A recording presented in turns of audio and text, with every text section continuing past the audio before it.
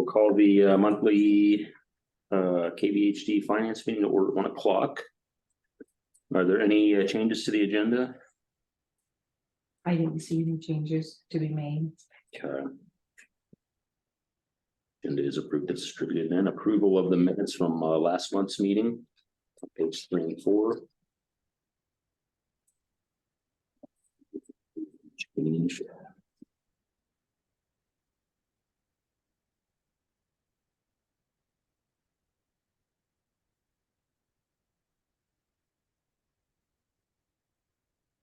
I think they should be approved as presented, as they're distributed. Second. They go to consent anyway. Okay. Public comment. Let's see, wait from the public here on screen. Okay, we'll move on to the October monthly financial statements, and we'll start with Dave, pages 5 through 22. Thank you, John. And before I get started, I see Amy. Welcome to the group, and you're here in person, so I thought I'd introduce you and also tell the board members how pleased I am. We're off to a really good start. This is our first month where you completely had to close out the month by yourself, and I thought it went real well. So I'm thankful to you and to Barbara for her training, and we're off to a good start. Thank you. Good. Welcome, Amy. Yahoo. So, okay, so we're on page with the statistics, and this is the one that I added a column. That's going to be your separate agenda. Oh. Yeah. So it's the same report. I just added one more column. There's no different information, except what I did is for comparative purposes, I thought it would be nice if we looked at what happened in the current month. We're talking about October, 4 months into the fiscal year, in the key statistics as compared to what we've been averaging this year in the various categories. So, for example, number 1, acute discharges, slightly below our average for the year so far, 21 compared to 23. Similarly, the acute days was also a little bit less than our average for this year of 75 compared to 92, what we've been averaging the first 4 months of this fiscal year. Moving down, the rest of these numbers are favorable, higher than our averages. There's been improvement in long-term care census, 1238 compared to 1227. And then ER visits, 650. We've been compared to the average of 638. And outpatient visits higher, 1,006 to 957. Line 37 and 38 combined. Looks like it's pretty much the same on the clinic visits compared to what we've been averaging. So pretty much an average volume month in the clinic areas. So overall, I'd say we're a little bit above what we've been averaging in terms of patient activity. And when we move over to the page 9, we have an improved adjusted financial index of 3.32. I did want to make reference to one of the things I highlighted in the summary as a negative takeaway, and to explain really the only line item in the October financials on the expense side that was not favorable, that had a higher expense than budget, was the category called utilities. But when we dig deeper into the subcategories of utilities of water, gas, electric, telephone, and other, we see the activity in actual in this first column here. But then we see a goofy number that I highlighted in blue here of 4408, which was really an under budgeted number for compared to what we usually get every month on water, for some reason, the budget was not put in correctly. So the whole reason why we missed budget in October on that line item had to do with the water amount here. Should have had a higher budget number, because you can see the 11,475 compares very closely to what we had a year ago. And the year-to-date numbers look pretty close to what we were doing all last year. So it's the budget was really the one that was not done correctly. So we probably, this 14,000 variance, most of it can be explained by that lower than what we should have put in on the water budget. I have a question, Dave. Uh-huh. On the telephone, Yeah. as our current month, we've spent $9,600 on telephone, but that's a fixed cost through GeoLinks, is our phone service, unless I'm. There's about 20 different GL line items that go into that category that it isn't what you consider to be telephone. I'd have to look at the detail to see the ones that you think should always be the same compared to the ones like, for example, the apartments. I think we pay a telephone for the cell phones. I'm not sure exactly the ones that vary from one month to another, but I could look into that. We shouldn't have any phones at any of the apartments, but we do have cell phones for some of the departments that are on call, but I don't know how Well, that ties into that's yours. fixed. Is it? Yeah. Good question. I will look into that and get back to you and tell you why it's not the same every month. I don't have that at my fingertips. Because the last two, I'm guessing the last 2 months there, I don't understand exactly how this is. Yeah, I will get you more detail on. Looks like it's right, so. Yeah. The reason why I didn't even comment on telephone is I look at the year to date and we're really close to budget. So I'm not worried about telephone being over, because I think year to date we're pretty much where we expected to be. I'll take a look at that one because it should probably only be about 5,000. Right. Yeah, good question. Thanks, Amy. So as far as characterizing the month, if you look at the last 6 months or so, this represents 150,000 positive bottom line. So we had pretty much an average month in October for bottom line net income. The other thing I wanted to point out on this page 10 is this cash flow picture. I continue to update each quarter information based on what cash is coming in and how much is going out and how much we expect to finish by year end. The green number at the very bottom of Q4 represents where we think we would finish the fiscal year, which is June 30th of next year, in terms of overall cash, all sources. And that number is a much improved number of what we're seeing right now. And that's mostly because there's a lot of large IGT payments that will be coming in over the next 3 to 6 months that will really help us build up our cash reserves. You see that final number of 24,394,000 is now projected to be higher than where we finished last year.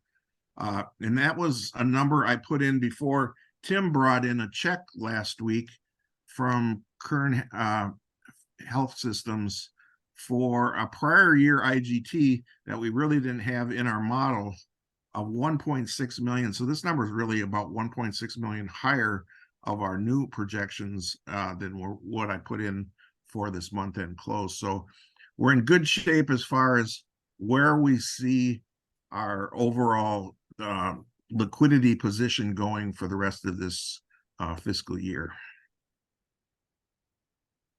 Similarly, when we go to the next page, 11, when we look at just for the current month, and we compare this line 2 cash all sources for current month compared to prior month, we see an improvement of 1,263,000. Now that coincidentally ties almost exactly to the amount we received on the one IGT that did come in before the 1.6 million extra one that Tim brought in. We had another one that came in earlier in October, for exactly 1.2 million. So that IGT is pretty much represented the improvement on our overall cash was when we got that IGT in, adding to our balances a similar amount. Another area that gets improved when we get our cash improved is we start paying off our bills, and we're heading in the right direction on line 1 of the following page 12, which is accounts payable. Our accounts payable balances came down from 2.6 million down to 2.1 million, 550,000 improvement. We want to get that number back down closer to the low 1 millions like Barbara had it a while back. You can see fiscal year end was 1,375,000. I don't see any reason why we can't get closer to that, because we do have the cash here now. We can be paying whatever outstanding invoices that we still have out there to get caught up. That's all I have to comment on the liabilities page. So profit loss statement, which is page 13. So we talked about comparing actual information to what an average month was this fiscal year. So this line item 6, total gross patient revenue of 9,867,000. That compares to what we've been averaging so far this year of about 9.7 million. So similarly, when we saw that there was a little bit more on the volumes that was better than average, like the ER and clinics and outpatient, and long-term care, we are seeing the revenues being a little bit better than average as well. The 9.8 versus 9.7, up a little bit from what we've been averaging so far this current fiscal year. And again, on the expense side, the only number that jumps out at us on that is red, we talked about the utility variance, and we'll look into that other issue that we discussed on the telephone, or on the on the telephone expense. But you can see overall, we finished 1.7% below budget on expenses. Our bottom line, 117,294, compares to what happened last year. October was probably our worst month of the year last year. We had a $412,000 loss. So a much better October this year than we had a year ago. And you can see there's that 2.6 million that I referred to earlier with the increase in cash, was that IGT payment that came in. Any questions on this particular page before I move on? Questions for Dave? I don't have any. Okay, so moving on to the year-to-date picture, we can look at the bottom line first and then go backwards. Net surplus bottom line, 258,000, slightly not as good as budget of 390. But looking at where we were a year ago, we only had we were basically break even last year after 4 months. So we're ahead of last year by about $250,000 over the first 4 months. The other important comparison I want to look at year to date is how we're doing on expenses. The 12,635,000 of overall expenses on line 28 is about 600,000 more than budget, but keeping in mind that we gave this bonus out that totals 818,000. So without the bonus, we're actually 200,000 less than budget on the expenses. What I also made a big deal of was comparing the year-to-date expenses to prior year, and those numbers continue to show us, even taking out the ERC bonus, a percentage increase this current fiscal year compared to a year ago after 4 months, a much higher percentage than what we're getting paid by Medicare and Medicaid as far as increases in terms of inflation. So it's an ongoing challenge for us and all other hospitals that when our expenses go up 8, 9, 10%, and we're getting paid maybe a 2 or 3% increase in payment rates, that it puts a squeeze onto our bottom line, because there's the increases on what's coming in is less than the increases on the overall inflationary challenges that we're seeing in this current fiscal year. Much higher percentage of what we've had in the last several years. So that's the picture. You can see IGT is really where we have the most confidence this year, projecting out a much bigger number than we've seen for like 3 years.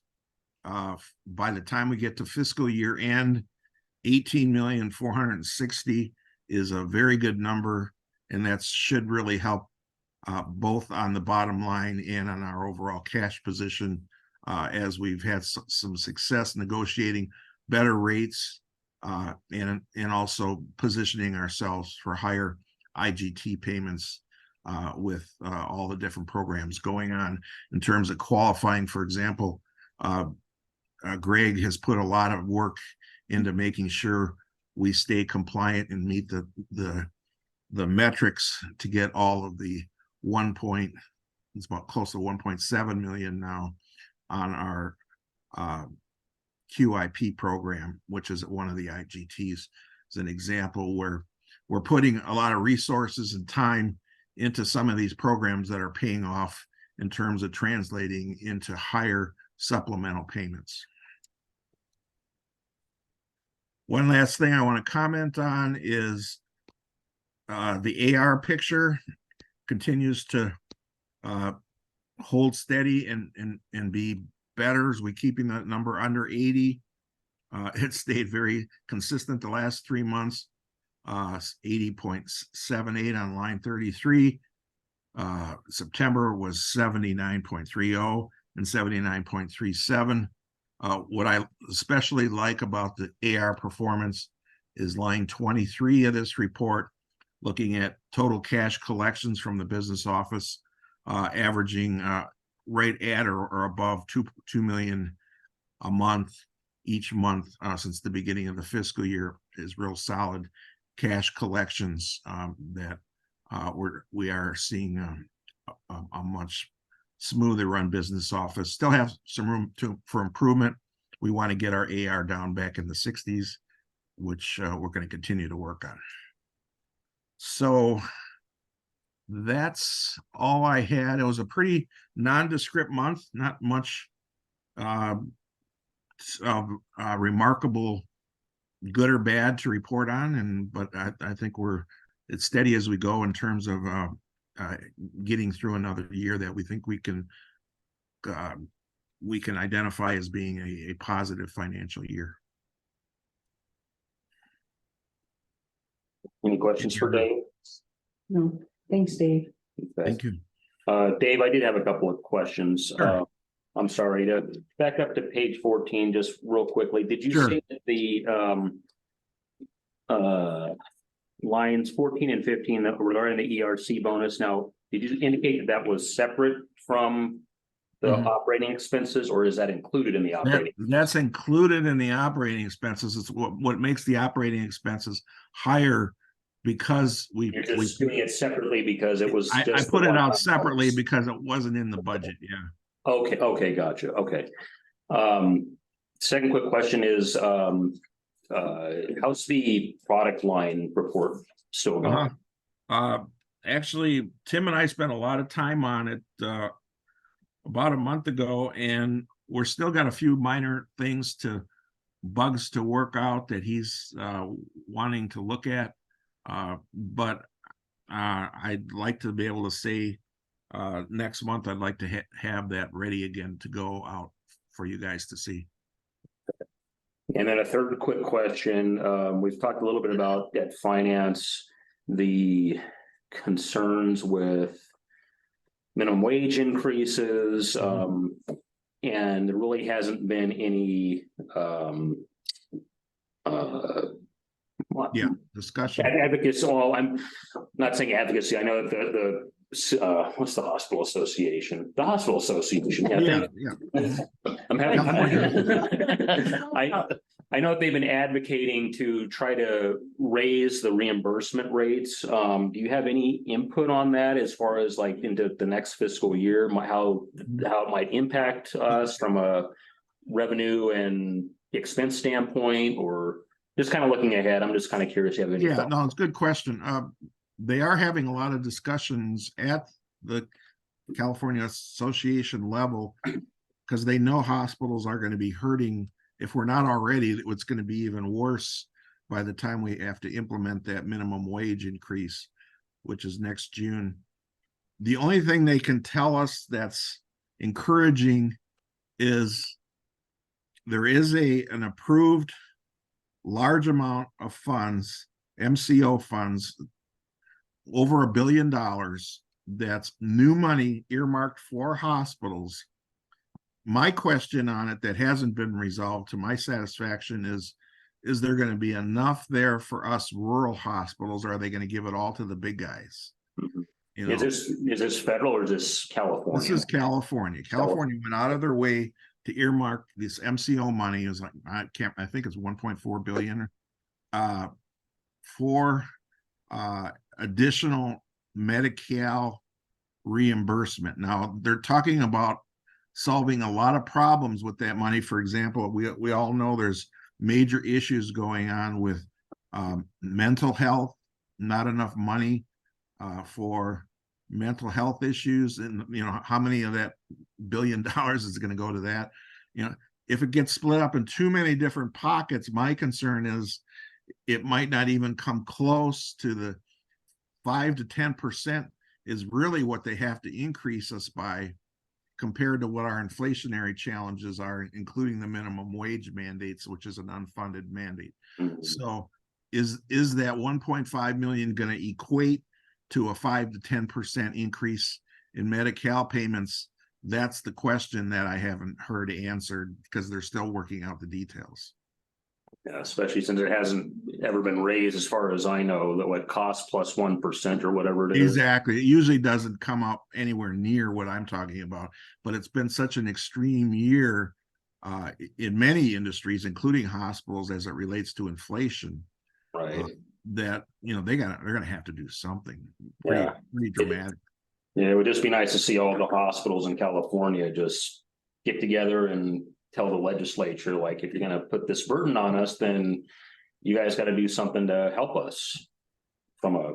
I'd like to think that politically we'd all be on the same page, that the politicians don't want to see their local hospital go under any more than any of us do. Yeah. Okay. All right. Thank you, Dave. You bet. Okay, I'll move to page 23. This is the local vendor aging summary report. Amy, do you have any input on that, or? Did anybody have any questions on it? I did not. This is pretty. No, I didn't anyway.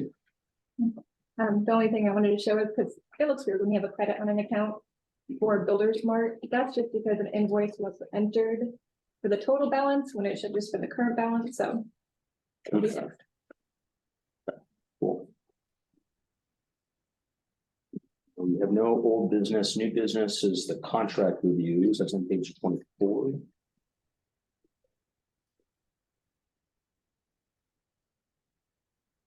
Assuming you're kind of familiar with these already, Amy, maybe to run down over the last year. I have a general idea, yes. Okay. Any questions on some of the contracts that are up for review?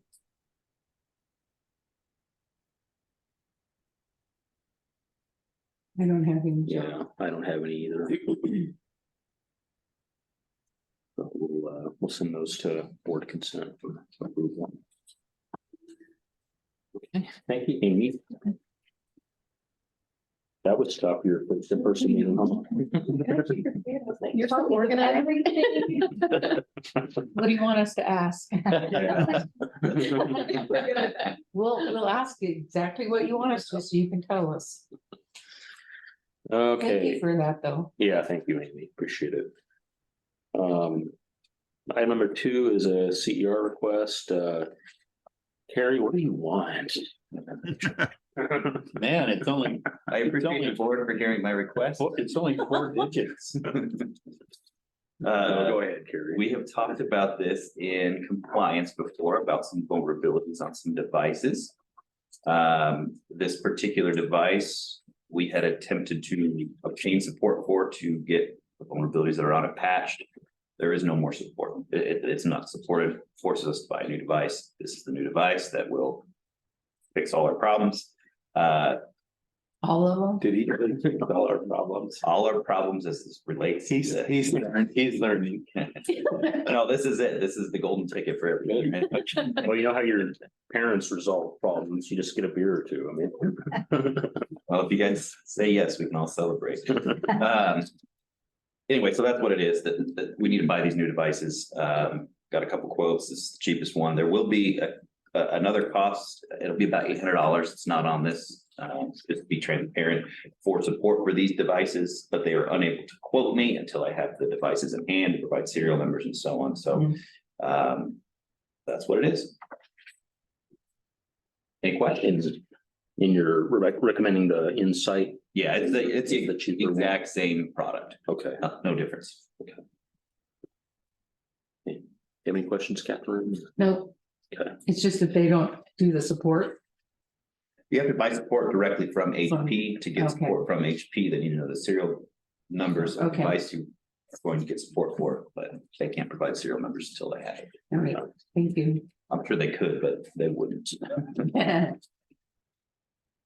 We'll send this to consent for board review. Thanks, Carrie. Number 3 is another CER request, patient scheduling program. Sherry, is she? Sherry's not here, but hi. Are you getting anything up there on her behalf? I appreciate the board for hearing our request. I didn't want to try to drink it up. Okay, so there, we have a scheduling application right now. It's called, I want to say schedule anywhere, it's called schedule viewer or something like that. Yeah. It's very outdated. There were 7 licenses bought for this way back whenever it was bought. And we don't have enough licenses for that product for every single person to use. Furthermore, it's, like I said, it's very outdated. It's not a very functional product anymore, because I think it was purchased. I was talking to Sherry about this. She said it was here when she got here. I don't know how many years ago that was. So we'll say at least 12. So this particular one plugs directly into our electronic health record, CPSI. Allows them to do all the scheduling for ancillary stuff.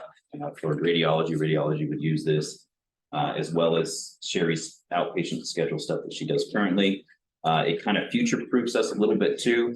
Not guaranteeing we will ever use CPSI's product up at the clinic, but this is a prerequisite for using that as well. So kind of gets that out of the way. So we wouldn't have to then purchase this again if we were to do something up there.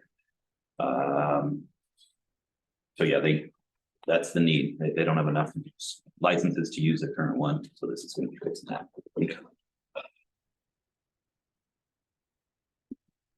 And it's, therapy does their own Yeah, scheduling in the same type system, or they have a different? they have their own system? system. Yeah.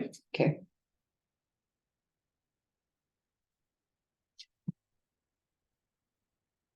Any questions on this CER request? Nope, send it for consent. Consent. Harry, do you want to address us at the end? Debating Tim? since Tim's not, Does Tim have one? he's got. Got a couple, Okay. but Oh, these are. Those are medical director service. so we have several of the physician contracts coming up for renewal in the near future. Chet used to keep them all pretty updated, but we're finding some that are expiring now, so Sally's helped kind of identify those. With Dr. Lou's, Tim just increased the section 6. The only thing that changed is increase the per hour amount and the total cap amount to be more in line with what some of the other medical directors are getting. And this is for Dr. Lou for the lab. There's not any other changes to the agreement, just the slight increase in those $2 amounts. Yeah, I remember him talking about gonna do that. It's been a little while, so.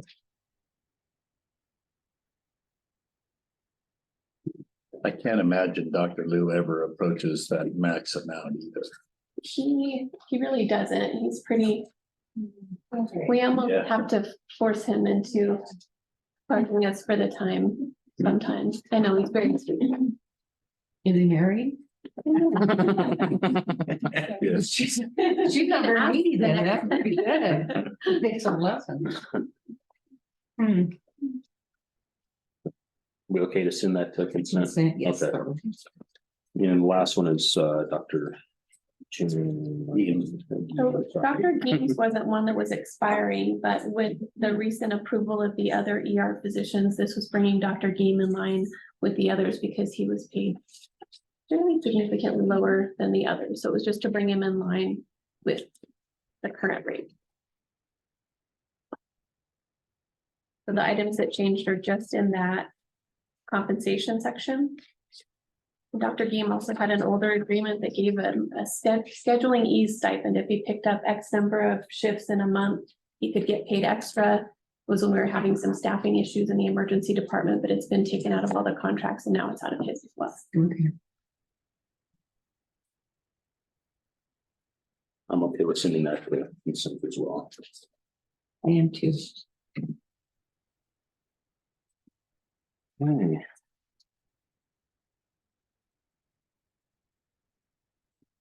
That's all there is on finance this month, so I guess we're doing it 1:31.